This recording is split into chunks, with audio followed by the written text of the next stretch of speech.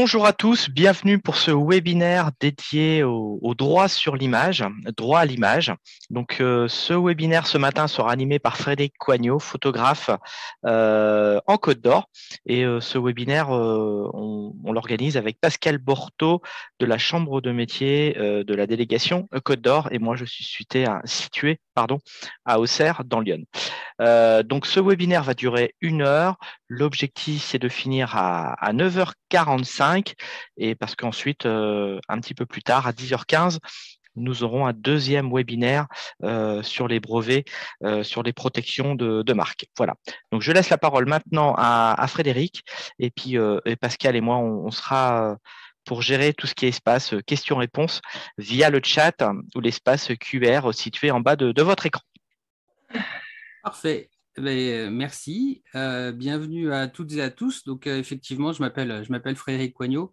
Je suis en train de me dire que je n'ai pas changé la date, pardon, sur la première page que vous voyez en ce moment en partage d'écran. Veuillez m'en excuser, mais donc effectivement, je vais intervenir aujourd'hui sur une thématique qui est assez importante dans le métier de l'image, c'est le droit à l'image et le droit sur l'image. On va faire la distinction entre les deux pour bien comprendre ce qu'il en est. Mais avant ça, je vais faire une petite. Je vais me présenter quand même pour vous dire un peu qui je suis. Donc, je suis effectivement artisan photographe et formateur en Côte d'Or à Dijon. Et mon cœur de métier, c'est la création d'images. Donc, je suis photographe avant tout. C'est-à-dire que principalement, je vais faire du reportage d'entreprise, donc pour présenter des activités d'entreprise, mais je fais également du portrait corporate pour des chefs d'entreprise ou des équipes commerciales, par exemple. Je travaille également dans le domaine de l'architecture et de l'immobilier, et puis également dans le packshot, voire dans le culinaire. Donc, vous comprenez un petit peu. Bon, un univers très entreprise, société, qui me permet de répondre à peu près à toutes les problématiques et les besoins en image des sociétés, effectivement. Et puis, parallèlement à ça, je fais également des formations. Donc, je suis formateur dans le domaine de l'image, soit pour des techniques de prise de vue en lumière naturelle ou en studio, mais également sur des logiciels de traitement ou de retouche de photos, voire en création et en gestion d'entreprise. Alors, ok, ceci étant dit, je tiens à faire une petite précision. Donc, je suis photographe, certes. Par contre, ce que je ne suis pas, surtout pas, c'est juriste, ni même, bien sûr, avocat. Alors, je fais cette précision-là parce qu'aujourd'hui, j'interviens effectivement en tant que photographe et je ne voudrais surtout pas me substituer à un professionnel du droit. Professionnels du droit dont le rôle sera de vous conseiller, de vous défendre en cas de litige. Ils ont des connaissances bien plus poussées que les miennes dans le domaine de la gestion du droit à l'image et sur l'image. Ceci dit, moi, par rapport à mon rôle de photographe, effectivement, j'ai un rôle de conseil de premier niveau pour mes clients, même pour mes stagiaires dans les formations. Et donc aujourd'hui, c'est clairement dans ce cadre-là que je vais intervenir par rapport à mes connaissances qui sont propres à mon métier. Mais j'insiste, si un jour vous aviez un besoin d'informations supplémentaires, voire de vous défendre en cas de litige, c'est bien sûr auprès d'un professionnel du droit qu'il faudrait que vous vous tourniez. Ce serait indispensable. Alors, les images, enfin le droit dans le domaine de l'image, c'est un domaine qui est extrêmement complexe, qui s'appuie sur plusieurs choses. Alors, bien sûr, il y a déjà des lois qui définissent concrètement et précisément ce qu'on a le droit de faire avec des images ou pas. Mais là où ça se complique, c'est qu'il y a également un certain nombre de jurisprudences qui permettent de définir ça. Donc, des jurisprudences, comprenez effectivement des décisions qui ont été prises par des tribunaux, notamment, et qui deviennent des règles applicables, puisque si on rencontre exactement la même problématique dans un dans un litige suivant, c'est sur cette jurisprudence qu'on pourra s'appuyer pour dire ça a déjà été jugé, donc la décision, on rend la même. Donc, comprenez que c'est en perpétuelle évolution, du coup, cette problématique de gestion des droits par rapport à l'image. Et puis, il y a également des doctrines sur lesquelles on va pouvoir s'appuyer. Des doctrines sont des écrits de théoriciens du droit qui permettent de définir un certain nombre de règles, on va dire ça comme ça, ou en tout cas des conventions pour gérer également ce domaine-là. Donc, en résumé, c'est effectivement quelque chose qui évolue en permanence. Et c'est ça qui rend la chose un peu complexe et qui foisonne également de cas particuliers. On va en On va donner 2-3 exemples de cas particuliers, mais effectivement, c'est extrêmement compliqué parce qu'il y a plein de petits détails qui peuvent faire que chaque affaire va être finalement un peu différente. Alors, avant de détailler un petit peu tout ça, je tiens bien à faire la précision que dans le domaine du droit qui correspond aux images, on a bien 2 notions qui sont très différentes. J'ai mis différentes dans mon diaporama, mais c'est plutôt très différentes. Il ne faut surtout pas les confondre. Malheureusement, la plupart des gens font cette confusion. La première notion, c'est le droit sur l'image. Droit sur l'image qu'on appelle aussi le droit d'auteur. Et d'ailleurs, par souci d'éviter la confusion, on va plutôt à partir de maintenant parler de droit d'auteur. Mais théoriquement, on devrait parler de droit sur l'image. Donc, notion à ne pas confondre avec ce qu'on appelle le droit à l'image. Et on va bien faire la distinction entre les deux pour comprendre ça. Et on commence par le droit sur l'image, ou donc droit d'auteur, comme je vous le disais.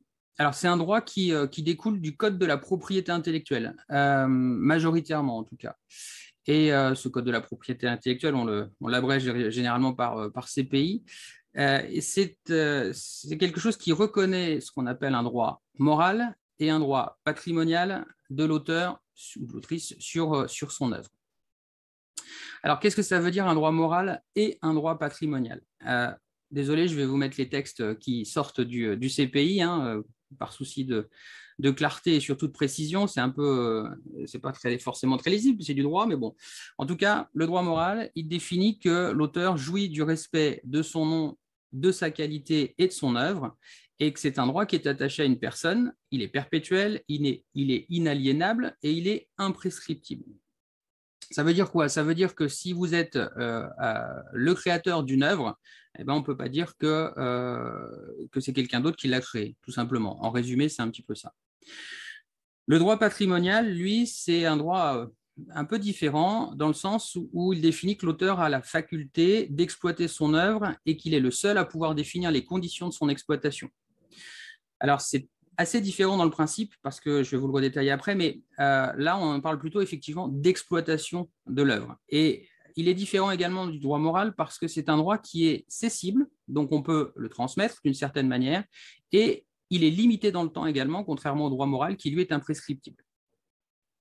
Donc en résumé, le droit moral, si vous voulez, effectivement, c'est le fait que vous ne pourrez jamais dire que vous êtes par exemple l'auteur ou l'autrice d'une œuvre si ce n'est pas vous qui l'avez créée, que ce soit un livre, une photo, une sculpture, peu importe. Si ce n'est pas vous qui avez fait cette œuvre, qui avez créé cette œuvre, vous ne pourrez jamais dire que vous en êtes l'auteur. Le droit patrimonial, lui, il peut éventuellement vous interdire d'utiliser une image. Donc, vous ne pourrez pas toujours utiliser une image si vous n'en êtes pas l'auteur ou l'autrice, puisque c'est justement l'auteur ou l'autrice qui définira les conditions d'exploitation de cette image. Alors, je parle beaucoup d'images parce qu'évidemment, c'est mon cœur de métier, mais comprenez bien qu'il s'agit de toute création, ce qu'on appelle des œuvres de l'esprit en droit. Donc, on va prendre un exemple. Pour concrètement illustrer ça, et on va s'imaginer que, je ne sais pas s'il y a des gens qui sont dans ce cas-là dans l'assistance aujourd'hui, mais on va imaginer que vous êtes restaurateur et que vous voulez refaire votre carte. Donc, typiquement, comme beaucoup, vous allez aller sur Internet et puis vous allez chercher une image qui correspond à votre activité. Alors, imaginons que vous fassiez du burger. Vous allez chercher une image de burger pour que ce soit sympa sur votre carte. Et vous trouvez effectivement une photo qui vous plaît bien. Vous dites, ah bah ça collerait bien à mon activité, je mettrais bien ça en haut de ma carte. Et vous refaites votre carte, éventuellement avec l'aide d'un graphiste, peu importe, mais vous produisez cette jolie carte que vous imprimez, que vous mettez sur vos tables, etc. Et puis éventuellement sur votre site internet également. Et bien là, le problème, c'est qu'en faisant ça, tel quel, vous venez effectivement de commettre ce qu'on appelle un délit de contrefaçon. Donc, c'est un délit qui vient du fait que vous avez enfreint ce qu'on appelle donc justement les droits moraux et patrimoniaux de l'auteur en utilisant une de ces images sans son autorisation. Et en plus, ici, je ne sais pas si vous avez fait attention sur l'image, mais sans le ou la citer. Donc, c'est effectivement un délit de contrefaçon. Et devant un tribunal civil, ce délit vous fait encourir une condamnation, vous fait encourir une condamnation à verser des dommages et intérêts à l'auteur et à l'autrice, à cesser immédiatement les actes de contrefaçon, c'est-à-dire en fait à retirer l'ensemble des menus qui ont été imprimés. Alors si ce sont des menus, c'est pas très très grave, mais si ce sont des t-shirts par exemple, vous pourriez effectivement être contraint en plus à retirer les contrefaçons des circuits commerciaux, c'est-à-dire à reprendre toutes les contrefaçons qui ont déjà été vendues. Vous imaginez un petit peu ce que ça peut représenter. Et ça, c'est devant un tribunal civil. Plus rarement, ces délits de contrefaçon peuvent être aussi attaqué au pénal, et devant un tribunal pénal, le risque encouru est beaucoup plus important puisque vous risquez ici 300 000 € d'amende et 3 ans d'emprisonnement. Alors, ce sont des cas extrêmes, certes, ce que je vous donne là, enfin, surtout le tribunal pénal, mais comprenez bien que c'est quand même, ça illustre bien qu'effectivement, on est bien dans le contexte d'un délit, c'est-à-dire que vous avez enfreint deux droits et que l'auteur peut effectivement vous attaquer en justice dans ce contexte-là. Et certains ne s'en priveront pas. J'en connais certains qui, en constatant une contrefaçon, effectivement, n'hésitent pas à attaquer devant les tribunaux pour notamment obtenir des dommages et intérêts. Alors, ce que vous auriez dû faire, en fait, concrètement, dans ce contexte-là, même si en cherchant sur Internet, vous aviez trouvé cette même photo, la première chose que vous auriez dû faire, c'était d'essayer de retrouver l'auteur ou l'autrice de l'image et de négocier son utilisation, c'est-à-dire finalement obtenir ce qu'on appelle une cession des droits patrimoniaux. On a dit tout à l'heure que les droits moraux n'étaient pas cessibles, donc de toute façon, voilà, les droits moraux, ils sont ce qu'ils sont. Mais les droits patrimoniaux vous permettraient éventuellement, si une cession est autorisée par l'auteur, d'utiliser cette image dans le contexte qu'on a évoqué, donc sur vos menus et pourquoi pas sur votre site Internet. L'autre option que vous aviez éventuellement pour cette utilisation-là, c'était de trouver et d'utiliser une image libre de droit. Une image libre de droit, c'est une image effectivement qui n'est pas porteuse en tout cas de droits patrimoniaux. Alors j'exagère un petit peu là en disant ça parce que finalement c'est l'auteur qui autorise l'utilisation, donc qui cède sans limite les droits patrimoniaux de son image, donc qui autorise son utilisation. Une petite remarque quand même, les droits, quand on parle de libre de droit, ce n'est pas forcément une image qui va être gratuite. Quelquefois, on achète, entre guillemets, l'utilisation d'une image. C'est simplement le libre de droit veut simplement dire qu'ensuite, on a le droit de l'utiliser autant qu'on veut et sans limite en termes de support, par exemple, ou de durée.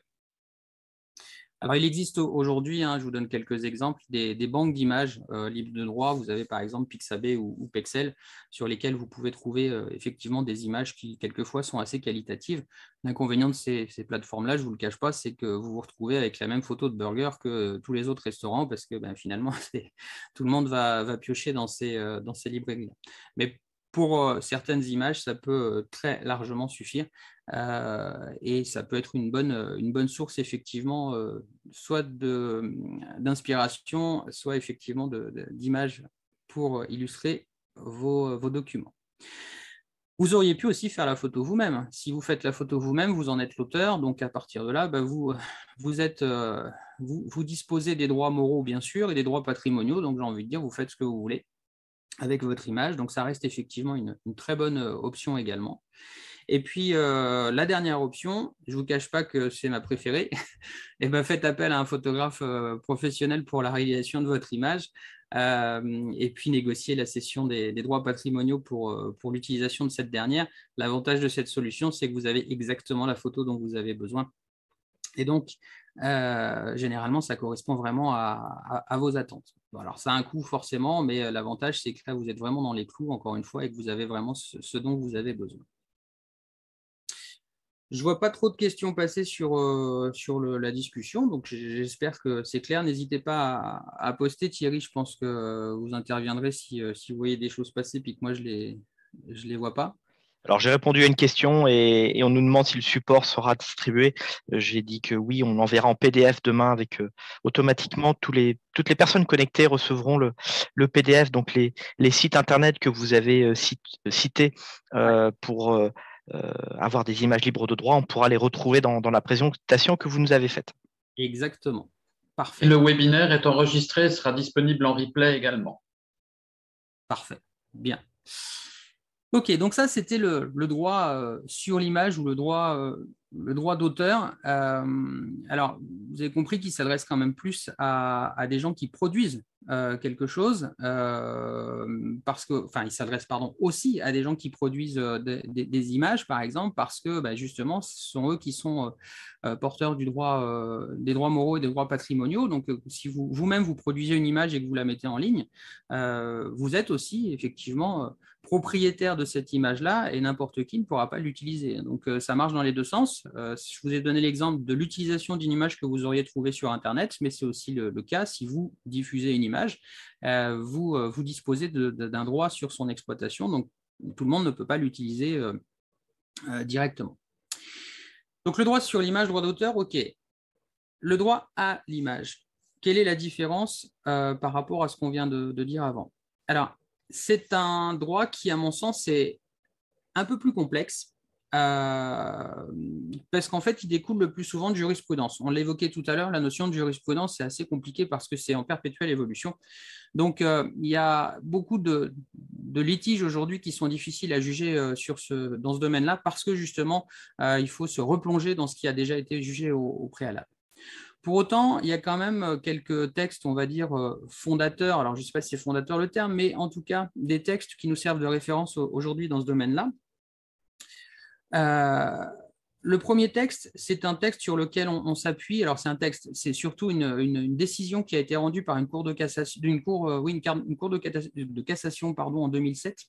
Et c'est un texte qui sert encore de référence aujourd'hui et qui définit que toute personne a sur son image et sur l'utilisation qui en est faite un droit exclusif et que cette personne peut s'opposer à sa diffusion sans son autorisation.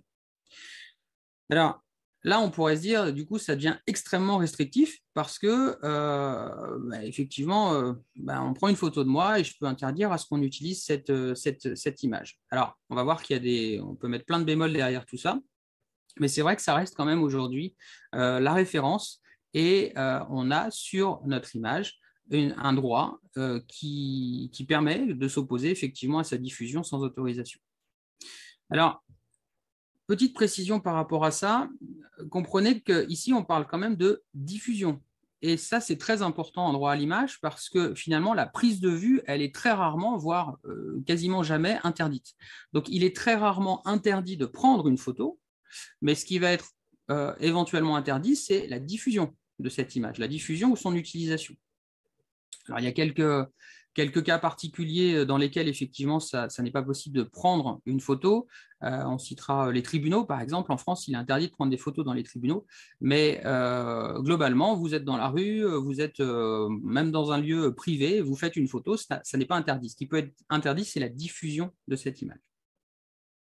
Donc, les véritables questions qu'il va falloir se poser en notion de droit à l'image, c'est déjà quand vous allez justement sortir du cadre de la diffusion privée. Parce que quand on parle de diffusion, il y a également la notion de diffusion publique, mais la notion de diffusion privée. Diffusion privée, c'est je prends des photos pendant mes vacances, il y a des gens qui sont sur la photo, bon, je garde ça dans mon ordinateur, je montre ça à mes amis, à ma famille. Bon, là, clairement, la personne sur les photos ne pourra pas s'opposer à ce que je diffuse l'image dans ce contexte-là. La question se pose également quand les sujets sont reconnaissables. Si on ne reconnaît pas le sujet, j'ai envie de dire, voilà, on peut librement diffuser l'image. Et puis, la problématique ne se posera pas non plus dans le cas d'une utilisation artistique. On va faire la précision, enfin on précisera un petit peu après, mais cette problématique de droit à l'image ne se pose finalement que quand on utilise l'image à des fins commerciales, c'est-à-dire quand on exploite cette image dans le contexte de notre activité. Et dans le contexte artistique, effectivement, on échappe un petit peu à cette notion de droit à l'image. Pourquoi je dis ça? Parce qu'en fait, il y a deux règles de base qui vont nous autoriser à diffuser et à utiliser une image en dehors d'une utilisation commerciale. Et la première règle, c'est justement la liberté d'expression. Quand on est un artiste, en fait, on s'exprime et on doit pouvoir s'exprimer librement. Et donc, ça va à l'encontre enfin en tout cas, ça contrebalance le texte que je vous ai donné avant, c'est-à-dire qu'un artiste peut utiliser une image et la diffuser, enfin, prendre une photo et la diffuser dans le cadre de son expression artistique. Il y a une autre règle qui est un petit peu liée, c'est la liberté d'information. La liberté d'information, notamment donc, pour les journalistes, leur permet de prendre des photos et les diffuser librement dans le contexte de l'information. Pour autant, par rapport à ce droit à l'image, je vous donne 2 règles ici qui autorisent la diffusion. Il y a aussi des règles, bien sûr, qui peuvent s'y opposer. La première règle, c'est la règle du respect de la vie privée. On doit effectivement respecter la vie privée quand on diffuse une image. Et là, je ne parle pas de la notion de diffusion, hein, je parle plutôt de la notion de où a été prise et comment a été prise la photo. Vous prenez une photo dans la rue, en règle générale, ça ne pose pas de réel problème parce que la rue est un endroit public. Par contre, si effectivement vous prenez une photo chez quelqu'un, là, la diffusion de l'image devient quasi impossible, sans autorisation en tout cas, parce que vous allez aller à l'encontre du respect de la vie privée dans ce contexte-là. Il y a quelque chose qu'il faut absolument aussi respecter quand on diffuse de l'image, c'est la dignité humaine. Donc, bien sûr, ça peut s'opposer à la diffusion, même par exemple dans le contexte artistique. Même dans ce contexte-là, si on ne respecte pas la dignité humaine en diffusant l'image, on ne sera pas dans les clous non plus, hein, évidemment. Il faut également respecter le droit à la propriété intellectuelle. Par exemple, je ne pourrais pas prendre une photo d'une photo, et puis sous prétexte que j'ai fait la photo, la deuxième photo, on va dire, je peux la diffuser librement puisque j'en suis l'auteur. Non, là, effectivement, on rentre en conflit avec le droit à la propriété intellectuelle de celui qui a fait la photo d'origine. Alors, quand je parle d'une photo, ça peut être une œuvre d'art, ça peut être même un bâtiment qui vient d'être construit, donc avec les droits propriété intellectuelle des architectes qui en avaient la charge, etc., etc. Et puis, diverses interdictions et réglementations peuvent également s'opposer à la diffusion d'une image. Je vous disais tout à l'heure, même à la prise de vue éventuellement. Dans les tribunaux en France, c'est interdit de prendre des photos. Il y a des règlements intérieurs dans les gares, par exemple. La SNCF, officiellement, interdit la prise de vue dans les gares en France. Alors, en pratique, c'est très peu appliqué, mais bon, officiellement, c'est interdit. Donc, il peut aussi y avoir effectivement des interdictions et des réglementations un peu plus locales dans ce contexte-là. Donc, le droit à l'image, vous voyez que c'est quand même assez complexe parce qu'on ne sait jamais trop où placer finalement la limite entre ce qu'on a le droit de faire et ce qu'on n'a pas le droit de faire. Et puis, il y a des choses qui nous y autorisent et d'autres choses qui s'y opposent. Donc, on a toujours un petit peu de mal à trouver où se positionne justement ce curseur. Et si on essaye de résumer… Frédéric, j'ai Oui. une petite question. Alors là, je pense que ce n'est pas le droit à l'image, mais le droit sur l'image. J'ai quelqu'un qui nous pose la question. J'ai fait des photos pour un ami créateur. Oui. Dès lors où je lui ai remises ces photos, est-ce que le propriétaire, c'est lui ou c'est moi ou c'est les deux? Ah non, le propriétaire, c'est toujours celui qui a fait les photos. Celui qui a appuyé sur le bouton. Oui, exactement. Et c'est lui qui disposera toujours des droits moraux, bien sûr. Ça, on a dit que c'était imprescriptible et incessible, et des droits patrimoniaux également. Les droits patrimoniaux, petite précision, même si effectivement on fait un contrat pour autoriser la diffusion et l'utilisation de l'image, ce contrat il peut être révoqué à n'importe quel moment. Donc, c'est assez particulier en droit, mais effectivement, on peut toujours revenir en arrière. Donc, il n'y a de toute façon jamais de transfert de propriété. Il y a éventuellement un transfert d'utilisation au travers de la cession de droit, mais jamais un transfert de propriété. Et le créateur d'origine reste toujours propriétaire des images et en charge du choix du type d'utilisation qui peut en être fait. Alors, et pareil, je vais revenir juste sur la diapo d'avant, parce que je vois des questions un peu arriver, notamment sur Internet. Il y en a une que je la garde, je la poserai tout à l'heure. Mais quand je vois les photos sont sorties du cadre de diffusion privée, c'est-à-dire que j'ai fait une photo, je l'ai publiée sur mon Facebook, et là, le Facebook, on n'est plus dans le cadre privé, on est d'accord? Alors, ça commence à devenir un peu limite. Ouais. Et ça risque d'être à apprécier par un tribunal pour savoir, pour connaître l'ampleur de la visualisation de la page ou l'ampleur de la diffusion à proprement parler. Et là, on commence à effectivement toucher aux limites du système ou à quel moment on place cette limite. C'est assez complexe dans le principe. Encore une fois, je rappelle qu'il y a quand même aussi… une possibilité de diffuser dans le cadre de la liberté d'expression. dans le cadre artistique notamment, donc s'il n'y a pas d'utilisation commerciale, on peut déjà se couvrir un petit peu derrière ça en disant, ben voilà, moi, mon image, le but, c'était qu'elle soit jolie, je voulais juste montrer quelque chose de sympa, donc je l'ai diffusée dans ce contexte-là. Après, c'est clair que si c'est quelque chose qui a été pris chez quelqu'un, qui n'est pas spécialement artistique, et qu'on diffuse comme ça à grande échelle, là, ça commence à devenir un peu litigieux, ouais. Et donc là, justement, j'enchaîne sur une deuxième question. Un artiste, donc moi j'ai bien noté la notion, un artiste peut-il réaliser une œuvre, exemple un tableau, qui utilise le visage d'une star ou le logo d'une marque sans risque? Alors, non, il ne pourra pas parce que ça rentre en conflit avec la notion de propriété intellectuelle. La notion de logo, elle est généralement protégée, effectivement. L'intervenant qui suit en Ce parlera sera juste après, ce sera le deuxième sujet de ce matin. J'ai assisté à sa présentation il y a quelques semaines de ça et il va en parler effectivement. Donc là, non, ça rentrerait en conflit avec ça. Ça rentrerait aussi en conflit éventuellement avec l'image d'une personne. Alors là, ça commence à devenir un petit peu plus compliqué, mais notamment les artistes disposent sur leur image d'un droit un peu particulier parce que finalement, ils commercialisent leur image. Donc, on commence effectivement à être un petit peu borderline aussi dans ce contexte-là parce que finalement, on utiliserait l'image sur laquelle ils ont des droits. Donc, non, ça, ce sera un petit peu compliqué. Là encore, j'ai envie de dire, ça va dépendre, c'est extrêmement pointu et ce serait à apprécier devant un tribunal parce que suivant l'utilisation qui en est faite, suivant la manière dont on a éventuellement transformé les choses, ça reste discutable, mais clairement, on est quand même ici très, très limite parce qu'encore une fois, on rentre en conflit avec le droit à la propriété intellectuelle. Frédéric, on a une autre question.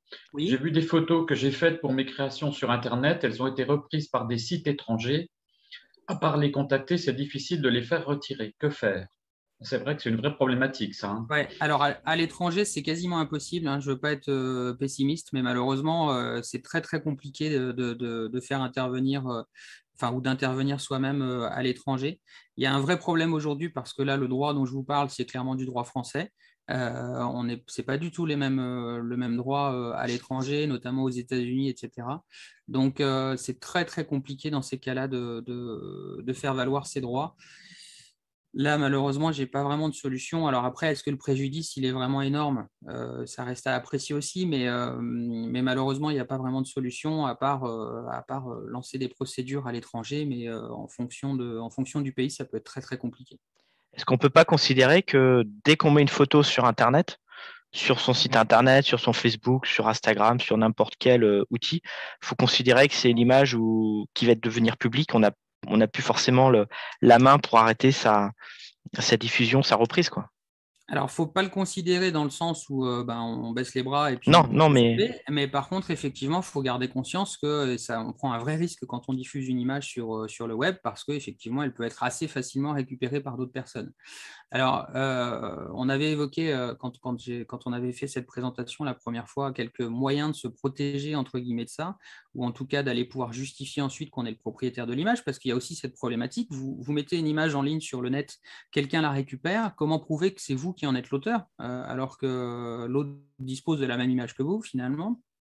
Donc, il y a des techniques qui consistent notamment à garder, une série de photos. Si vous avez fait une dizaine de photos du même sujet avec des angles légèrement différents, vous en diffusez une, certes, mais vous gardez les 9 autres. Et puis, le jour où vous serez devant un tribunal, vous pourrez produire les 9 images complémentaires, ce qui sera évidemment impossible pour celui qui vous a piqué la seule photo que vous aviez publiée sur le net. Il y a aussi la capacité, moi, je vous conseille de garder toutes vos images non recadrées.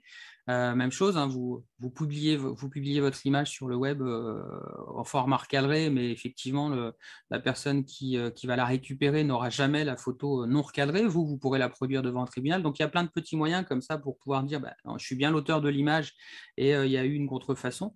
Pour autant, ça reste compliqué parce qu'il faut lancer des procédures qui peuvent être lourdes. Il faut faire appel à des avocats. Enfin, voilà, ça reste complexe et lourd. Donc, effectivement, quand on diffuse une image, il faut quand même garder en tête qu'on risque d'en perdre un petit peu le contrôle. Ouais. Et est-ce que éventuellement les données EXIF, alors données EXIF, c'est des informations qui vont être dans le fichier numérique, Ouais. si ça ne s'est pas effacé ou si c'est pas altéré, est-ce que ça peut aussi faire foi de dire voilà, le jour, l'heure, éventuellement la géolocalisation, avec quel type d'appareil photo cette photo a été prise. Ça peut aider. Ça ne fera pas forcément foi, mais ça peut aider. Par contre, sans trop rentrer dans des considérations techniques, si vous shootez vos images en RAW, donc en format brut, là aussi, conservez bien le RAW, puisque vous allez diffuser effectivement un JPEG, et celui qui commettra la contrefaçon n'aura pas le RAW. Donc vous pourrez produire le RAW, dans lequel effectivement à ce moment-là, il y aura toutes les données EXIF, et notamment le numéro de série de votre appareil photo, etc. Donc ça sera un truc en plus qui permettra de prouver que vous êtes bien l'auteur de l'image. Pour autant, voilà, les EXIF dans les JPEG, ça peut être modifié, ça peut être supprimé, donc ça reste une protection toute relative. Et pareil, dans le même esprit, si je reprends les photos de mon fournisseur, parce que je représente une marque ou je revends des produits d'une marque et que lui, il me fournit les photos, Ouais. l'idéal, c'est qu'il y ait une autorisation écrite, comme quoi il m'a autorisé à reprendre ces photos sur son site. Oui, exactement. La plupart du temps, tout ce qui est cession de droit, moi, je vous conseille de faire un écrit parce qu'effectivement, au moins, on pose les bases. La cession de droit, elle est relativement encadrée en France. Normalement, elle doit définir la durée, elle doit définir la territorialité. Enfin, il y a des choses qui sont bien précises comme ça. Donc, on trouve des modèles sur Internet assez facilement. Mais au moins, en ayant défini les choses par écrit, on se protège. Et ça marche dans les deux sens. C'est-à-dire qu'en règle générale, le fournisseur de l'image est rassuré parce qu'il voit bien que la personne fait les choses correctement. Et puis, dans l'autre sens, vous vous protégez par rapport à l'utilisation de ces images également. Donc, c'est pas, à mon avis, c'est une bonne idée, effectivement, d'aller se protéger mutuellement comme ça en définissant les choses clairement. Ce n'est pas une obligation stricte, mais c'est fortement conseillé. Merci, on a traité toutes les questions, remarques qui ont dû passer, il me semble. Donc, Frédéric, on va continuer et puis on reposera des questions, les prochaines questions. Ok, avec plaisir. Donc, du coup, par rapport à ce droit à l'image, si on continue de le détailler, je vous disais tout à l'heure que le droit à l'image, il a laissé passer devant la liberté d'expression. Et ça, effectivement, c'est quelque chose qui est très important aujourd'hui dans la gestion de ce droit, parce que là où tout à l'heure, je vous disais que finalement, chacun était propriétaire d'une certaine manière de son image, ce droit, effectivement, ne doit pas venir limiter la liberté d'expression de chacun. Alors là aussi, il y a un texte, je suis désolé, c'est un peu indigeste, on va dire, mais là, c'est un texte qui émane de la Déclaration des droits de l'homme et du citoyen. Donc, c'est encore quelque chose au-dessus des lois, notamment. Et c'est un texte qui définit que la libre communication des pensées et des opinions est un des droits les plus précieux de l'homme, et donc que tout citoyen peut donc parler, écrire, imprimer librement, sauf à répondre de l'abus de cette liberté dans les cas déterminés par la loi. Ça veut dire quoi? Ça veut dire que on a tous le droit de s'exprimer librement, et ceci de plein de manières différentes, par la parole, par les écrits, par les impressions, sous-entendu aussi la photographie aujourd'hui. Alors bien sûr, faut pas qu'on aille au-delà de certains droits qui nous sont autorisés, et on évoquait tout à l'heure par exemple le respect de la dignité humaine, mais dans le principe, on a le droit de tous s'exprimer. Et c'est très important de noter ça parce que, imaginons que quelqu'un m'interdise d'utiliser sa propre image. Si ça n'est pas justifié, qu'est-ce qu'il va faire? Il va me restreindre dans ma liberté d'expression. Donc, quelque part, il va abuser de son droit de disposer de son image en restreignant mes propres droits. Et ça, aujourd'hui, les tribunaux savent le reconnaître. Et c'est dans ce contexte-là qu'aujourd'hui, un artiste, par exemple, peut utiliser assez librement des images dans le cadre de sa liberté d'expression, et donc sans avoir à répondre de restrictions qui lui seraient imposées par les personnes, notamment qui sont sur les photos. Donc ça, c'est un texte qui est aujourd'hui très important dans la gestion du droit à l'image. C'est effectivement ce bémol qu'on va faire, qu'on va présenter. Pardon, j'avais oublié de vous afficher, excusez-moi, le texte. Du coup, je vous l'ai lu sans que vous l'ayez devant vous. Mais c'est quand même quelque chose qui est fondateur dans le droit à l'image, et qui permet d'utiliser des images. Un deuxième texte qui est encore un peu plus copieux, mais qui également sert énormément aujourd'hui dans la gestion de ce droit, c'est un texte qui émane d'une cour d'appel de 2008, et qui précise que, là encore, je vais vous le lire, hein, ceux qui créent, interprètent, diffusent ou exposent une œuvre d'art contribuent à l'échange d'idées et d'opinions indispensables à une société démocratique. Donc, le droit à l'image doit céder devant la liberté d'expression chaque fois que l'exercice du premier aurait pour effet de faire arbitrairement obstacle à la liberté de recevoir ou de communiquer des idées qui s'expriment spécialement dans le domaine d'un artiste, sauf dans le cas d'une publication contraire à la dignité de la personne, ou revêtant pour elle des conséquences d'une particulière gravité. Voilà, on a bien posé les choses. Et vous voyez qu'on est exactement dans le contexte que je vous disais tout à l'heure, c'est-à-dire que là, cette cour d'appel a officiellement reconnu à un artiste la possibilité de s'exprimer et d'utiliser des images et a restreint le droit à l'image des personnes qui pourraient être présentes sur ces photos-là, restreint ce droit pour ne pas venir limiter la liberté d'expression. Donc ça, c'est encore une fois, hein, j'insiste, mais c'est vraiment les deux textes aujourd'hui qui servent de référence pour libérer un petit peu cette capacité d'aller diffuser de l'image, et notamment, encore une fois, dans le contexte artistique. Alors, on notera quand même à la fin du deuxième texte, bon, alors, il y a la dignité de la personne, hein, je vous l'ai évoqué tout à l'heure, ça c'est quand même une grosse limitation présente dans ce texte, et quelque part, elle est évidemment bien sûr justifiée, mais on a cette notion-là, et on a aussi quand même cette toute dernière phrase qui dit « revêtant pour elle des conséquences d'une particulière gravité ». Alors là, par contre, ça commence à devenir un petit peu ambigu, et souvent les jugements portent sur finalement l'interprétation de cette phrase-là, parce qu'effectivement, qu'est-ce qu'une particulière gravité pour une personne? Ça reste compliqué à évaluer. On donne l'exemple assez classique, hein, l'exemple classique, vous prenez des gens qui s'embrassent dans la rue en photo. Quelque part, vous avez le droit, ce sont des gens qui sont à l'extérieur, qui sont dans la rue, c'est-à-dire un espace public, qui s'exposent à la vue des autres. Bon, voilà, vous faites la photo en tant qu'artiste, vous diffusez l'image même sur les réseaux sociaux ou autres. Normalement, tout va bien. Sauf que si c'est un couple illégitime et que finalement, cette photo, elle est vue par les conjoints et que finalement, il y a un divorce et que finalement, c'est un drame familial, etc., là, effectivement, on peut considérer qu'il y a une particulière gravité. Et donc, là où on pourrait dire, normalement, on a le droit de diffuser l'image, d'un seul coup, on passe de l'autre côté en disant, oui, mais non, parce qu'effectivement, on a quand même posé des gros problèmes à ces personnes-là. Donc, bon, c'est l'exemple, encore une fois, assez classique qu'on donne. Comprenez bien que poser la limite, c'est toujours délicat. Et puis, le problème, c'est qu'en tant que photographe, vous n'êtes pas forcément non plus à même de savoir que ces personnes-là, c'était un couple illégitime, justement, et que vous n'aviez pas le droit de diffuser les images. Donc ça, c'est typiquement des choses qui devront être jugées par un tribunal. Mais encore une fois, vous voyez que ce n'est pas aussi tranché qu'on a le droit ou on n'a pas le droit. Et donc, je vous disais que la liberté d'expression permettait effectivement de contrebalancer le droit à l'image. Et je vous avais parlé également de la liberté d'information. Donc là, je ne vais pas rentrer dans le détail, c'est un domaine très spécifique, notamment du photojournalisme. Donc c'est un cas assez particulier, mais effectivement un peu dans la même idée, hein, pour pouvoir informer les gens. On peut effectivement utiliser des photos sans véritablement avoir en tout cas de grosses précautions à prendre par rapport au droit à l'image.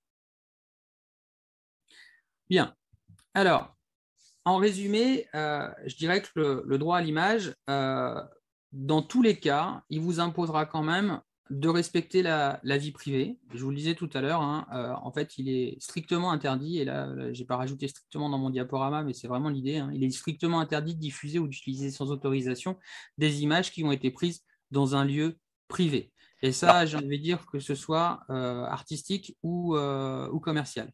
Alors Frédéric, justement, on est dans le cadre de ce point de la vie privée. Et j'ai la question d'un menuisier ou quelqu'un qui fait de la menuiserie qui dit voilà, je prends des photos de mes chantiers menuiserie terminés. Donc là, c'est vraiment et dans l'objectif de diffuser ces photos sur mon Instagram, mais ça peut être mon Facebook, mon site internet ou mon Pressbook si je fais un petit livret pour présenter ça. Donc, est-ce que je dois demander à mon client l'autorisation de diffuser ces photos donc publiquement? Oui. Là, clairement, c'est oui. Il faut, pareil, un petit écrit, une petite autorisation simple. On en trouve des modèles sur le net. On est dans le contexte de la vie privée. On est en plus dans le contexte d'une image d'un bien privé. C'est-à-dire qu'on n'est pas rentré dans ce détail de droit à l'image, mais on dispose d'un droit sur son image, mais on dispose aussi potentiellement d'un droit, je vais le préciser quand même après, mais sur les choses qui nous appartiennent. C'est plus litigieux ici, mais en tout cas, ici, on est clairement dans le domaine de la vie privée. Donc oui, il faut demander l'autorisation. Et pareil, est-ce que j'ai le droit de faire des photos au cours des différentes étapes de mon chantier que je vais garder pour moi, mais que je ne vais pas diffuser? Là, je ne suis pas obligé de demander l'autorisation au client. Exactement. Là, par contre, vu qu'il n'y a pas de diffusion à proprement parler de l'image, il n'y a pas d'autorisation à demander. La prise de vue, elle est autorisée pour une utilisation strictement personnelle, on va dire, et il n'y a pas de diffusion à proprement parler. Pareil, hein, là, c'est assez c'est litigieux, on va dire. C'est-à-dire qu'on pourrait dire aussi, la photo, elle a été prise, le but, c'est de montrer à mes collaborateurs, c'est une utilisation purement interne. J'ai envie de dire, bon, ça peut passer. Ça peut passer parce que la diffusion, elle est extrêmement limitée, elle n'est pas vraiment publique. Là, ça commence à devenir litigieux hein, dans ce contexte-là, mais ça peut éventuellement passer. Par contre, si clairement on diffuse ça à grande échelle sur un Instagram, sur un Facebook ou autre, là il faut demander l'autorisation. Et j'ai aussi une autre question, une remarque. Comment protéger mes photos, notamment sur Internet? Est-ce que le fait de mettre un filigrane, donc c'est un texte ou un logo, je dirais, un peu transparent sur la photo, est-ce que c'est un moyen de protéger cette photo? C'est un début de protection, mais qui n'est absolument pas ultime parce que c'est très facile d'aller retirer ce filigrane, à moins vraiment de mettre un truc énorme en plein milieu, mais du coup, là, Ça ça casse la dégrade photo. complètement. Voilà. Donc, si on veut rester respectueux de l'image, en règle générale, on est obligé de mettre quelque chose qui n'est pas forcément très, très volumineux et donc ça s'enlève très facilement. Ça peut aussi se recadrer. Enfin, voilà. Donc, c'est un début de protection, mais c'est absolument pas une protection ultime. Ça restera quand même quelque chose de, comment dire, un argument supplémentaire quand vous allez aller devant le tribunal et que vous allez dire bah, la photo qui était diffusée, c'est celle-ci, et puis le contrefacteur, il l'a volontairement recadré ou il a volontairement effacé le filigrane. Bon, là, ce sera quand même pour lui quelque chose qui n'ira pas dans le sens du malheureusement, j'ai fait une erreur, comme on l'entend souvent. Donc, c'est un moyen de protection, mais pas ultime. Et donc là, je reviens encore sur ces Ouais. fameuses photos de chantier. Hein, ça, je vois que ça interpelle. Ouais. J'ai deux remarques là qui arrivent. Donc on peut. Donc je relis, je retraduis. Même s'il n'y a pas de signe distinctif de localisation pour des photos de chantier avant-après, si c'est pour une diffusion sur un site internet de manière publique, on est bien d'accord qu'il faut demander l'autorisation, même si je ne peux pas forcément reconnaître les lieux. Ouais. Et pareil, si je fais des photos, mais que je vais montrer à des clients potentiels, et pareil, on est dans le domaine diffusion publique, même si c'est un échantillon, on va dire, plus restreint. Mais le fait de le mettre sur un pressbook et de le faire voir à une dizaine ou une vingtaine de clients potentiels, on est d'accord qu'on est encore dans la diffusion publique. Exactement. Ouais. Là, c'est franchement avec le respect de la vie privée, j'ai envie de dire, on joue jamais, et c'est quelque chose qui est particulièrement respecté par les tribunaux. C'est-à-dire que là, j'ai envie de dire, le jugement, en règle générale, il est toujours en faveur de celui qui dispose des droits à l'image. Parce que lieu privé, c'est forcément autorisation. Voilà, moi, je pense qu'il ne faut même pas se poser de questions. Ça a été fait dans un lieu privé, on demande une autorisation, quelle que soit l'utilisation qu'on compte en faire derrière. D'autant que c'est concrètement, hein, vous faites la photo, vous vous dites, bon, moi, je la garde dans mon téléphone, c'est juste pour moi. Et puis, en fait, 6 mois après, vous vous dites, finalement, cette photo-là, je la montrerai bien à quelqu'un.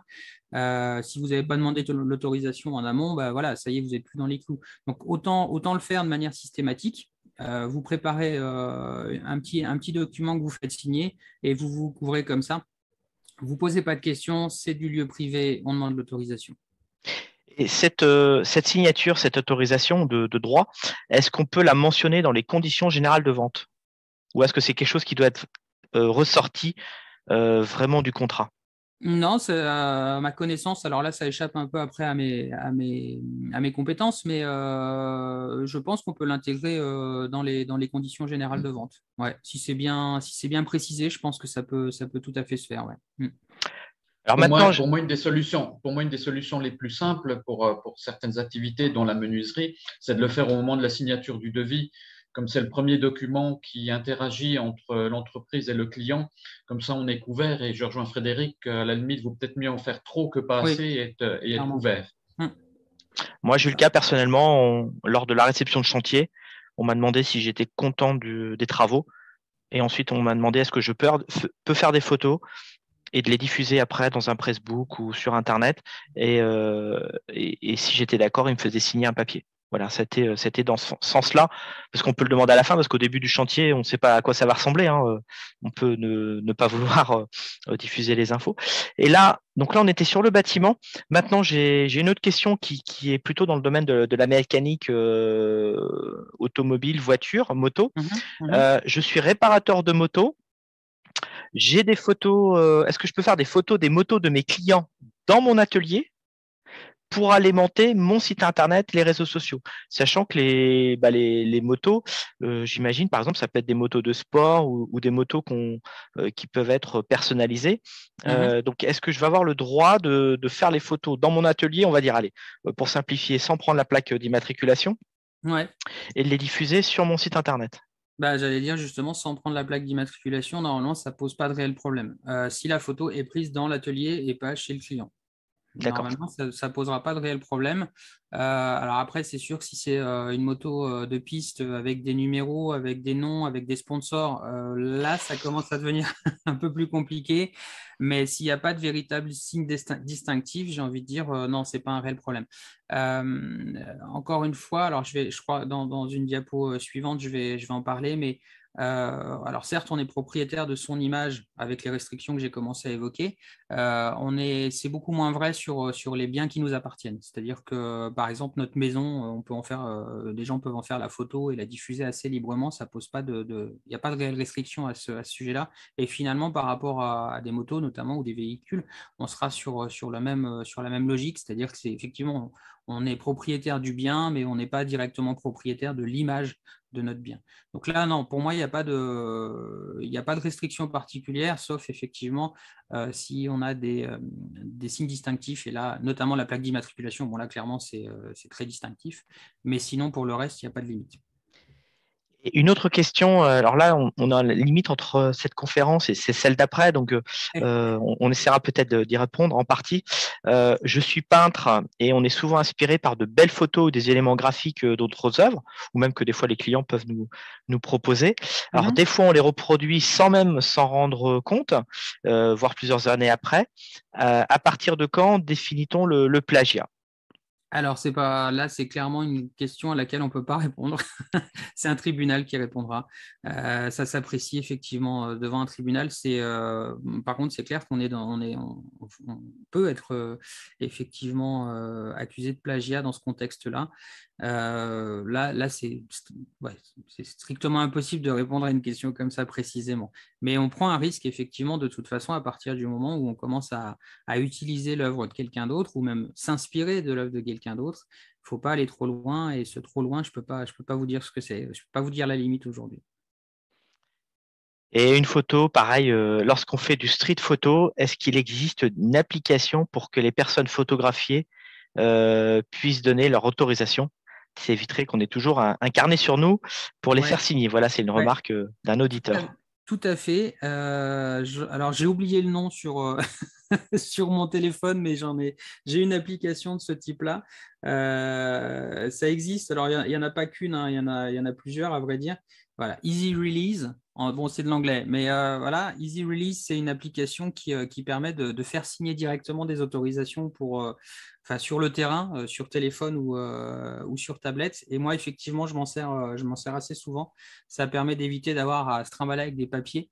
En plus, l'avantage, c'est qu'on peut prendre une photo de la personne et ça s'intègre automatiquement au document. Enfin, voilà, c'est assez pratique.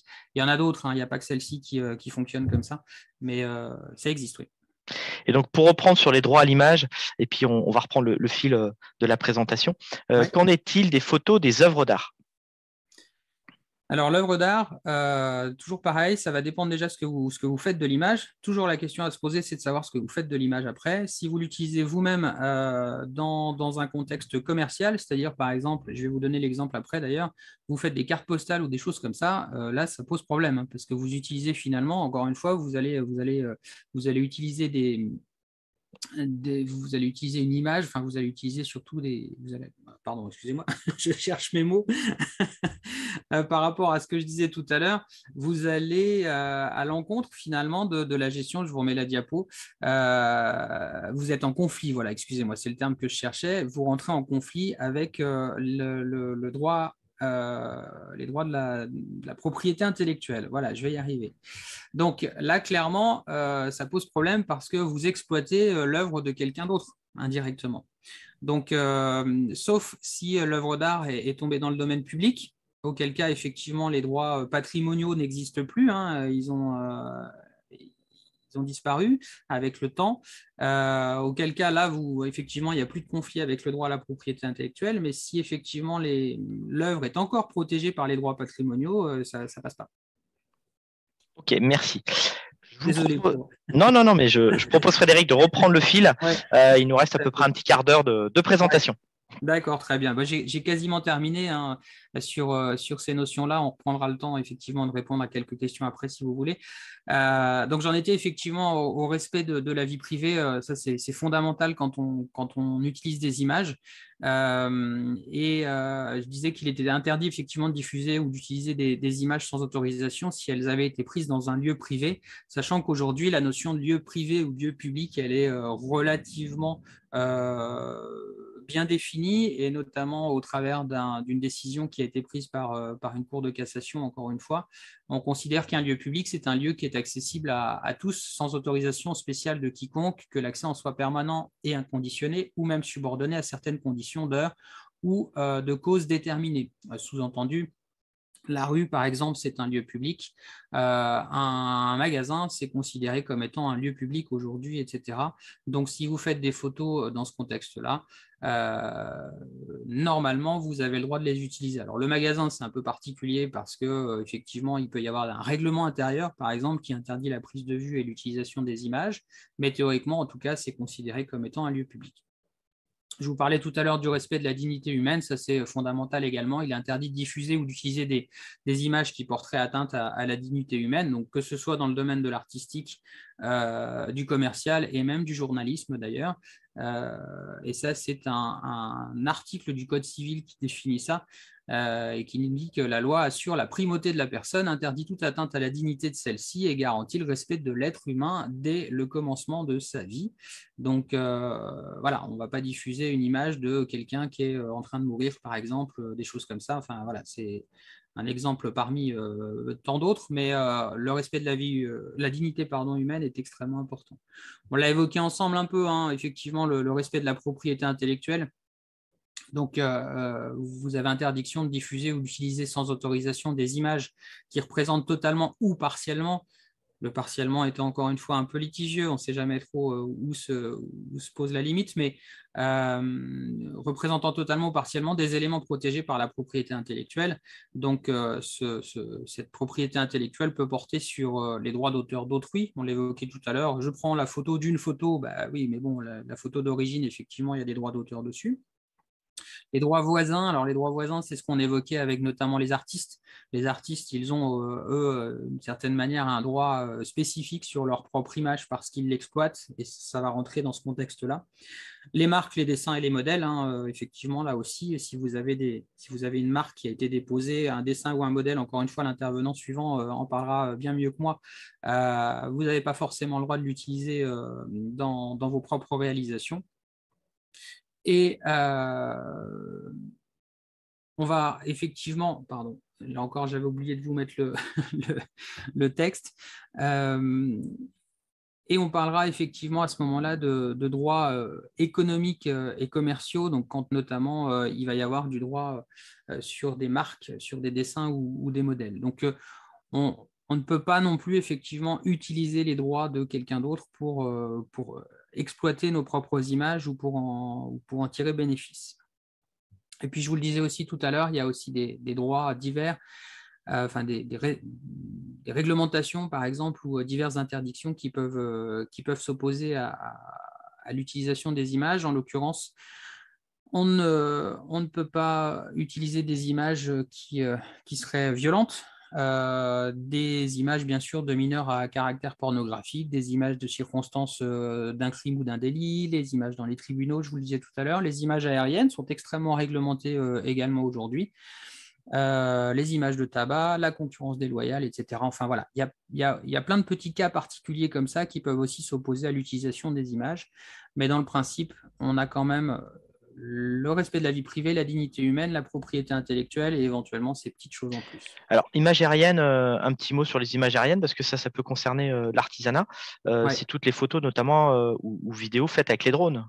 Exactement. Donc là, on est vraiment sur une réglementation très, très particulière parce que la production d'images aériennes, c'est ce qu'on appelle des travaux spéciaux. Donc, c'est encadré par la Direction générale de l'aviation civile, la DGAC, et même la Direction générale de la sécurité aérienne. Donc, c'est quelque chose qui est très, très encadré aujourd'hui et on n'a pas le droit de… Là, c'est un cas particulier où on n'a pas le droit de réaliser des images aériennes sans y être explicitement autorisé. Donc, il y a des contraintes techniques, mais il y a aussi des contraintes réglementaires qui nous interdisent aujourd'hui effectivement de réaliser des images comme ça, à caractère commercial en tout cas, quand elles sont aériennes. Derrière, il y a plein de choses qui se cachent, hein, mais il y a le respect de la vie privée aussi, parce qu'on peut éventuellement prendre des photos au-dessus d'un jardin, par exemple. Il y a plein de choses comme ça, mais du coup, c'est très, très encadré. Ouais, ça concerne notamment tout ce qui est inspection de bâtiments ou de charpente, et c'est des choses qui se développent de plus en plus dans l'artisanat pour éviter de monter un échafaudage. Mais Ouais, exactement. Mais après, les images d'illustration aussi, hein. Moi, je fais de la photo aérienne effectivement par drone et de la vidéo aérienne par drone. On a aussi beaucoup de clients qui nous demandent de faire une photo de leur bâtiment, par exemple, vue du ciel ou des choses comme ça. Donc, même en illustration, on en a besoin. Ouais. OK.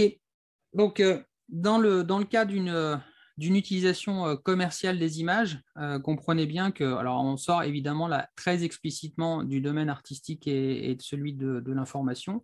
Donc, dans ces cas-là, pour des personnes, si vous avez des personnes qui sont reconnaissables sur l'image, par rapport au droit à l'image, il est très fortement conseillé d'obtenir leur autorisation explicite. Quand je dis très fortement conseillé, moi je le fais systématiquement. Donc autorisation explicite écrite pour exploiter les images. On a donné l'exemple de l'application Easy Release. Au moins un document, un papier, hein, ça fonctionnera très bien aussi. Là, vous vous protégez effectivement ensuite du fait d'être attaqué devant un tribunal parce que vous avez utilisé dans un contexte commercial l'image de quelqu'un. Et on l'a déjà un petit peu évoqué, mais pour les biens de droit privé, on le disait tout à l'heure, par exemple, pour les motos, ça peut être aussi pour un bâtiment.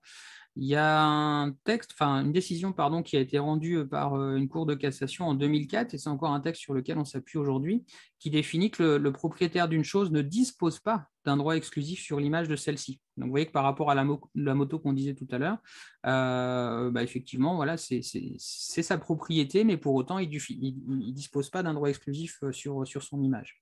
Alors, pour autant, il peut quand même s'opposer à l'utilisation de cette image lorsque ça lui cause un trouble anormal. Alors là aussi, le curseur, où est-ce qu'on le pose? Mais si on considère qu'effectivement, ça n'engendre pas de trouble anormal, on peut utiliser l'image. Alors, il y a l'exemple classique, celui qu'on donne le plus souvent, c'est une photo qui aurait été faite d'une maison, mais dans un contexte qui fait que d'un seul coup, il y a énormément de monde qui vient visiter ce village, cette rue, pour aller voir cette maison-là. Le trouble anormal, il pourrait être constaté parce que finalement, il y a du monde partout tout le temps, les voitures au large, extrêmement compliqué pour la personne qui habite là. Donc, dans ce contexte-là, on pourrait considérer que l'utilisation de l'image a engendré un trouble anormal. Mais dans un contexte classique et normal, j'ai envie de dire, on peut très bien faire une photo d'une maison et la diffuser librement comme ça. On peut très bien faire une photo d'une voiture, d'une moto, enfin peu importe, et l'utiliser sans restriction. Et puis, chose qui est un petit peu plus étonnante, mais pour les biens de droit public, l'utilisation à des fins commerciales, elle est réglementée aujourd'hui, elle est réglementée par le Code du patrimoine. Et dans ce contexte-là, si vous faites une utilisation commerciale de l'image, par exemple, d'immeubles qui constituent les domaines nationaux, quel que soit le support, vous devez obtenir l'autorisation préalable du gestionnaire de la partie concernée. Et cette autorisation d'exploiter les images, elle n'est pas forcément toujours donnée à titre gratuit, hein. Elle peut être assortie à des conditions financières. Donc là, dans ces cas-là, il faut effectivement se rapprocher de celui qui gère cet immeuble ou autre pour obtenir son autorisation. Donc j'ai envie de dire que dans ces cas-là, le plus simple, c'est de ne pas faire de photos de ces choses-là, comme ça vous êtes tranquille. Privilégiez plutôt les biens de droit privé que les biens de droit public, et ça vous facilitera la vie. Et puis, bien sûr, hein, je le redis, mais j'insiste beaucoup là-dessus parce que c'est très important, hein, l'exploitation devra toujours, même dans le contexte commercial, même avec des autorisations, ça devra toujours respecter les règles qu'on a citées au préalable, donc le respect de la vie privée, de la dignité humaine, de la propriété intellectuelle et les différentes réglementations ou interdictions éventuelles. Donc, je vous donne un dernier exemple. Pour vous faire comprendre, je vous ai donné un exemple par rapport au droit sur l'image, donc au droit d'auteur. Je vais vous donner un exemple par rapport au droit à l'image. Imaginons que vous soyez un barbier et que vous vouliez faire un flyer pour illustrer votre site internet. Comme tout à l'heure, vous allez sur le web pour chercher une photo qui pourrait illustrer ça. Vous trouvez une photo sympa, vous vous dites tiens, je vais aller utiliser cette image sur justement mes flyers. Vous faites vos flyers, vous êtes content, ils sont sympas, puis en plus vous mettez ça sur votre site internet. Et j'ai envie de dire, voilà, encore une fois, malheureusement, vous avez d'une part à nouveau commis un délit de contrefaçon, hein, ce qu'on a dit tout à l'heure, le délit de contrefaçon, puisqu'en fait, ici, vous avez enfreint les droits patrimoniaux et les droits moraux de la personne qui a réalisé l'image. Ça, c'est un premier point. Mais en plus, ici, vous avez commis un délit de violation des droits à l'image, parce qu'en fait, vous avez enfreint les droits à l'image de la personne représentée sur la photo. Donc là, c'est carton plein. Vous avez vraiment, dans tous les domaines, que ce soit les droits d'auteur ou les droits à l'image, vous avez enfreint énormément de choses. Et pour le premier délit, on avait évoqué les peines encourues. Et pour ce deuxième délit, vous encourez en plus une peine d'1 an d'emprisonnement, une amende de 15 000 € et l'éventuel versement de dommages et intérêts auprès de la personne représentée. Donc, vous voyez que les risques encourus sont quand même relativement importants, même si, encore une fois, ce sont des peines qui sont souvent assez exceptionnelles, mais ne serait-ce que les dommages d'intérêt, ça peut effectivement être un réel problème, avec en plus derrière l'obligation d'aller retirer tous les documents, modifier votre site internet, etc., ce qui peut être relativement lourd. Bien, j'espère avoir été clair. Pardon, oui. Merci Frédéric. J'ai des questions qui viennent sur les droits de reprise de photos sur des œuvres. Je dirais ça fait pas forcément l'objet de la conférence actuelle, mais celle qui va venir juste après sur les droits, là, tout ce qui est propriété intellectuelle. Et une petite question, mais voilà, vous allez répondre. C'est comment évaluer le montant des droits d'auteur lorsque je fais une cession? Alors ça, c'est très complexe. C'est toujours très compliqué parce que ces droits d'auteur, alors les droits patrimoniaux, hein, donc la cession de droits, elle est toujours très difficile à évaluer. Elle peut dépendre de la relation qu'on entretient avec notre client déjà. Si on travaille depuis longtemps avec lui, on peut aussi lui accorder des droits, des tarifs préférentiels. Ça va dépendre du volume des droits, ça va dépendre de ce qu'on appelle la territorialité, c'est-à-dire si effectivement l'image elle est utilisée à l'échelle d'une région, à l'échelle d'un pays ou à l'international. Ça peut dépendre du type d'utilisation à proprement parler, hein. Si vous faites des affiches en 4x3 sur l'ensemble de la France, ou si c'est juste une toute petite photo qui est intégrée dans un fascicule qui sera donnée une fois pendant un séminaire à 10 commerciaux, évidemment, c'est complètement différent. Donc, ça s'évalue à chaque fois. Et là, là clairement, c'est toujours très, très compliqué d'aller définir des droits. Il faut trouver un juste équilibre entre faire valoir justement ses droits et vivre de son travail, et puis en même temps, ne pas assommer le client au risque sinon de le perdre. Donc là, je n'ai pas de réponse. Désolé. Merci Frédéric. Alors, pardon, juste une petite précision quand même, hein, il y a des fédérations plus ou moins, enfin, il y en a une qui est particulièrement connue, c'est la Fédération française des métiers de l'image, la FFPMI, enfin de la photographie et des métiers de l'image, qui donne des repères quand même dans ce domaine-là. Il y a également l'Union des photographes professionnels qui a édité, alors ça commence à dater un petit peu maintenant, mais un document qui une espèce de, comment dire, de base de calcul pour la cession de droit. Enfin, on a quand même des choses comme ça. On a des livres aussi qui existent dans ce domaine, mais encore une fois, ça reste, ça reste une première approche, mais c'est toujours au cas par cas. Voilà. Okay, merci. Frédéric, je vous propose de finir et de conclure cette intervention parce que vous êtes pile dans les temps. Ouais, ok. Voilà, vous avez compris, hein, il y a quand même deux grands domaines dans la notion de droit, hein, dans le fait en tout cas de pouvoir utiliser ou diffuser des images. Je vous l'ai dit, hein, c'est le droit d'auteur et le droit à l'image, justement. Et comprenez bien que ces deux notions, elles peuvent se combiner. Vous avez vu dans mon dernier exemple avec mon barbu, oui, il y a du droit à l'image par rapport à cette personne, mais il y a aussi du droit d'auteur par rapport à celui qui aurait réalisé la photo. Et comprenez que dans le principe, vous ne devez jamais diffuser ou utiliser une image sans précaution. Il faut toujours se poser la question de savoir, un certain nombre de questions finalement, pour savoir si vous pouvez utiliser cette image. Et les questions, moi, que je vous conseille de vous poser, ce sont les suivantes, hein. La première, c'est est-ce que j'ai le droit de diffuser ou d'utiliser l'image dans le respect des droits d'auteur? Donc, effectivement, est-ce qu'il y a une notion de droit d'auteur derrière ou pas, derrière l'image que je vais utiliser? Même chose avec les droits à l'image. Est-ce qu'il y a une notion de droit à l'image? Est-ce qu'il y a une notion de droits économiques et commerciaux? Donc, ce qu'on disait tout à l'heure par rapport notamment à des notions de marque ou des choses ou des droits voisins. Et puis, est-ce qu'il n'y a pas une réglementation particulière aussi qui m'interdirait d'utiliser ou de diffuser cette image-là? Alors, je le redis, mais c'est un sujet qui est effectivement très complexe. Qui est en perpétuelle évolution, et clairement l'avis d'un professionnel du droit peut être très, très judicieux. Il vaut mieux faire une consultation auprès d'un avocat spécialisé, une consultation qui va vous coûter une cinquantaine d'euros, plutôt que d'aller risquer des centaines, voire des milliers d'euros de dommages et intérêts, voire d'amendes, dans le cadre d'une utilisation non autorisée. Donc, n'hésitez pas à le faire, hein. Moi, je le fais très régulièrement. J'ai une avocate qui travaille avec moi maintenant de temps en temps sur des sujets comme ça. Ça vous libère l'esprit, et puis comme c'est quelque chose qui bouge tout le temps, de toute façon, à titre personnel, clairement, vous ne pourrez pas tout savoir. Donc, un avocat, c'est son rôle, il pourra vous renseigner, et n'hésitez pas à vous rapprocher d'elle ou de lui.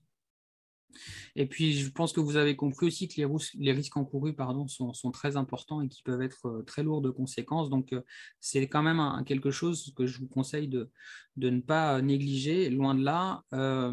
Sachez qu'aujourd'hui, la plupart des photographes, en tout cas que je connais, surveillent le web pour voir si leurs images ont été utilisées effectivement sans leur autorisation.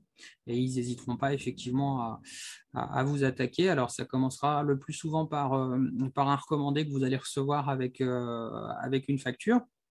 Et puis, si vous ne payez pas la facture, ça partira devant un tribunal. Donc, il y en a beaucoup aujourd'hui qui surveillent et qui n'hésitent pas, encore une fois. Donc, on joue pas. Enfin, moi, je vous conseille de ne pas jouer avec ce genre de choses. Je vous donne quelques conseils de lecture. Vous les aurez comme ça dans le diaporama également. Conseils de lecture qui, pour le droit à l'image et le droit d'auteur, peuvent être très intéressants. Moi, je me suis beaucoup appuyé sur ces livres-là pour en connaître un peu plus dans ce domaine. En l'occurrence, un livre qui est une référence quasi ultime dans le domaine, c'est le droit à l'image et le droit de faire des images. Donc, vous comprenez qu'ici, on n'est pas vraiment dans la notion de droit d'auteur, on est plutôt dans la notion effectivement de comment utiliser les images par rapport au droit à l'image proprement parler. Donc, c'est un livre qui est assez conséquent. Hein. Il est assez gros. Hein. Il y a beaucoup de choses à l'intérieur. Il va répondre à des questions très concrètes hein, par rapport à ce qu'on a dit juste avant. Il y a plein de choses qui sont présentes ici. Et c'est vraiment une référence. C'est une référence qui est régulièrement mise à jour. Donc, il y a des éditions qui sortent année après année. Et c'est vraiment une première très belle référence si vous voulez en connaître un peu plus dans ce domaine.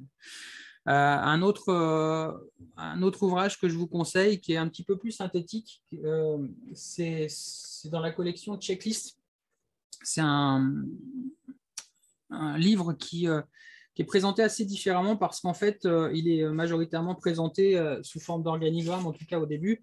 Et cet organigramme, il va vous permettre d'aller vous poser des questions et en fonction des réponses que vous allez donner à chaque question, ça va vous emmener vers une page qui vous précisera, qui vous donnera plus de précision sur le sujet traité.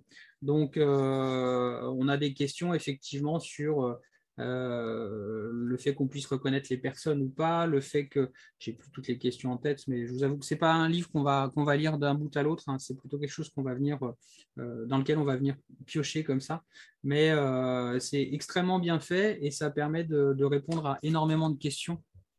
Là, c'est vraiment par rapport à l'utilisation des images que vous pourriez faire, vous, en tant qu'artisan. Et puis, pour ceux qui produisent des images, alors je ne l'ai pas là, ce bouquin-là, parce que je l'ai en version numérique, mais il y a sur la même collection de checklist, il y a un bouquin qui s'appelle « On m'a volé une photo », c'est super pratique aussi. Pareil, avec un organigramme comme ça qui vous fait vous poser des questions et qui vous permet de réagir si effectivement vous constatez qu'il y a un site internet ou un concurrent qui vous a pris une photo et qui l'utilise sans votre autorisation. Voilà, j'espère avoir été clair. C'est très complexe comme sujet, donc c'est toujours un petit peu difficile d'être cohérent et chronologique, mais j'espère avoir répondu à la plus grande partie de vos questions. Thierry? Frédéric, je vous remercie pour votre intervention. On n'a pas eu de questions complémentaires. Un exercice, vous avez porté beaucoup d'informations.